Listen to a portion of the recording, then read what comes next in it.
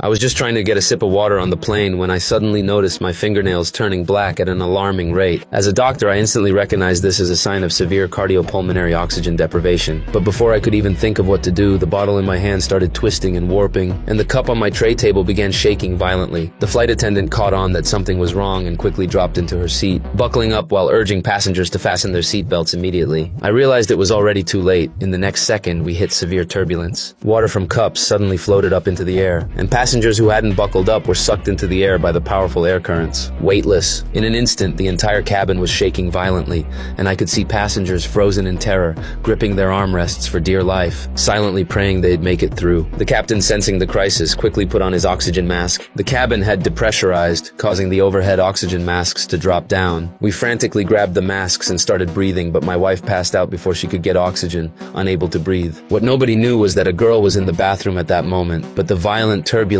made it impossible for her to open the door, and she eventually passed out from lack of oxygen. To save my wife, I stumbled over to the crew area and found an emergency oxygen bottle in the supply room, quickly getting it on her face, pulling her back from the brink of death. Then, completely unexpected, after one last violent jolt, the cabin pressure miraculously returned to normal. Flight 7500 had survived the ordeal. To reassure us passengers, the captain immediately made an announcement over the intercom. Turns out we'd hit a storm while passing through an air current, which damaged one of the plane's seals and caused the cabin pressure issue. But they'd handled the emergency and would be lowering altitude to stabilize pressure, so we shouldn't worry too much. Only then did we finally breathe a sigh of relief. The flight attendant soon discovered the girl who'd passed out in the bathroom and frantically got emergency oxygen on her. Miraculously, she came to. I thought the disaster was finally over, but that's when weird things started happening to people all over the plane. It started with a middle-aged guy who suddenly couldn't catch his breath, sending flight attendant Lisa scrambling to the intercom to ask if there was a doctor on board who could help. When I heard the announcement, I rushed over immediately. But the guy's condition was getting worse. He kept clawing at his mouth, and before I could figure out what he was trying to do, blood suddenly sprayed from his mouth. Then his whole body started convulsing in this horrifying way, like something out of a zombie movie. But he went still pretty quickly, and when we laid him on the floor, I realized he'd already flatlined. With someone mysteriously dead on the plane, the captain immediately reported it to ground control, asking the airport to verify the deceased passenger's information. Since we still had an hour until landing, the crew had to move the body to the upper deck business class section and cover it with a blanket. But not long after, some guy snuck up to the second level. Turns out, when the crew was moving the body, he'd spotted an insanely expensive gold watch on the dead man's wrist.